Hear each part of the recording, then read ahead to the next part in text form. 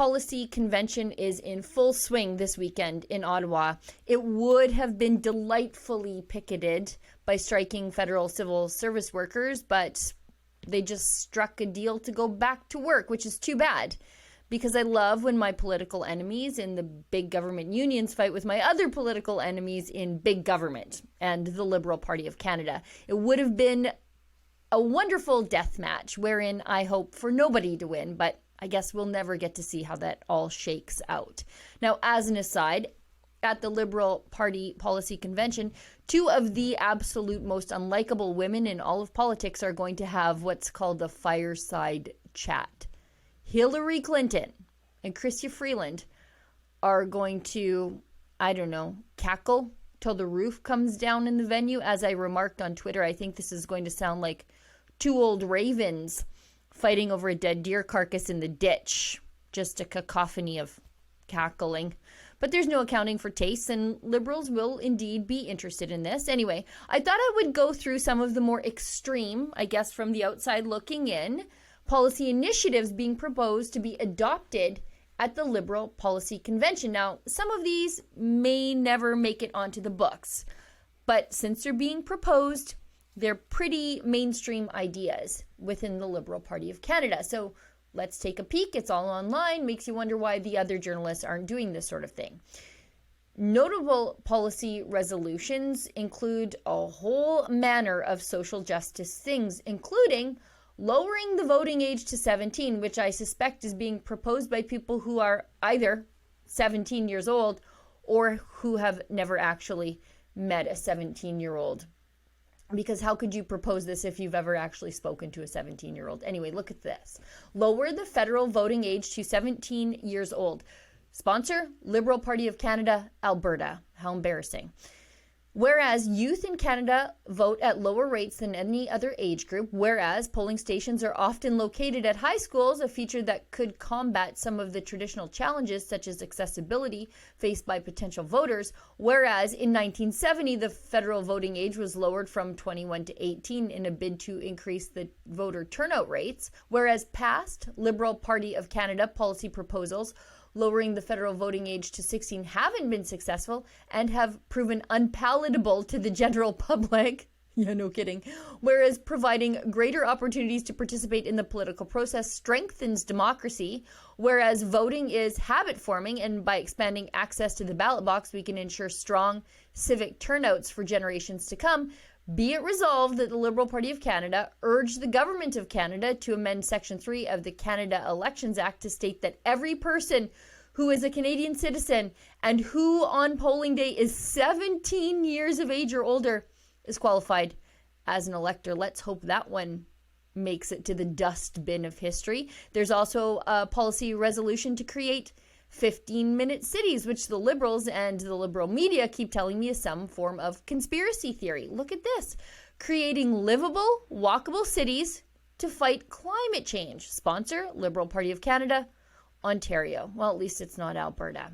Whereas studies have shown that making cities more walkable and bikeable improves residents' health and quality of life, decreases cost of living, and allows for cities to more effectively meet emission reduction goals, whereas across the world, countries are attempting to make their cities more walkable and bikeable in an effort to achieve the benefits mentioned, whereas in order to remain economically, socially, and culturally competitive with the rest of the world, the Government of Canada must incentivize cities to enact policies that make their communities more walkable and bikeable. Whereas cities often face the perception that prioritizing active transportation and greening in commercial areas will have a negative financial impact on businesses, be it resolved that the Liberal Party of Canada will urge the Government of Canada to create a fund, of course there's money involved, that will cover the cost to incentivize the closure of major commercial streets to car traffic and test the scalability of such projects across cities in Canada. Do you want your city to be one of those test markets for major street closures in the name of climate change? This is why I don't live in a city. Amusingly, there's also a whistleblower protection resolution, which I think is pretty funny, as the Liberals are on a bit of a witch hunt right now to hunt down whomever in the security apparatus is leaking information about just how much benefit the Liberals are reaping from Chinese Communist government intervention to win elections here in Canada. There's a disinformation resolution calling on the government to have power to control what online news sources are allowed to even post. Let's just call this the Rebel News resolution, shall we? Look at this. Combating disinformation in Canada. Sponsor, Liberal Party of Canada, British Columbia. BC, hang your heads in shame. Whereas the United Nations Secretary General recognizes disinformation as an existential risk to humanity. Whereas online information sources are the source of most disinformation aimed at and or available to Canadians, whereas those who produce misinformation seek to undermine trust in people and institutions, including mainstream media and governments. No, I think the mainstream media and governments are doing that on their own, undermining their own trust. Anyway, I'll shut up. Let's keep going. Whereas one recent poll found 44% of Canadians believe much of the information from news organizations is false, and 71% believe official government accounts of events are untrustworthy. Whereas the demand for information 24/7 has increased the need for programming contemporaneously with the loss of advertising revenue to online platforms.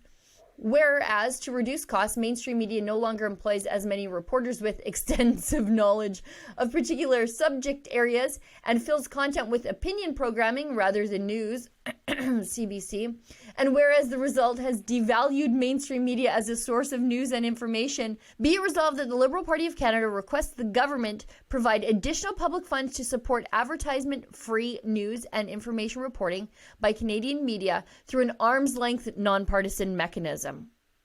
Great. Does this mean more money for the CBC and then more money for the rest of them? I think so. Request the government explore options to hold online information services accountable for the veracity of material published on their platforms and to limit publication only to material whose sources can be traced. So the government is going to decide if your news is accurate, if the Liberal Party gets their way, and the Liberal Party is in charge, so they just might, and they'll hold you accountable. What does that mean? That was an excerpt from the Ezra Levant Show. I'm Ezra Levant. Every weekday, I do a monologue about the topic of the day. Then I interview a fascinating guest either in studio or via Skype. And then I read your mail, whether it's fan mail or hate mail, which is sometimes even more interesting. This is on our premium service, though, called Rebel News Plus. Go to rebelnewsplus.com. It's $8 a month or less if you buy a whole year in advance. You get my show every weeknight, plus Sheila Gunn Reid's show every week. It's called The Gun Show. It's pretty amazing. You know, we rely on you because we do not take a dime from the government. In Canada, that makes us almost unique. So please help us out and help yourself to some great journalism at rebelnewsplus.com.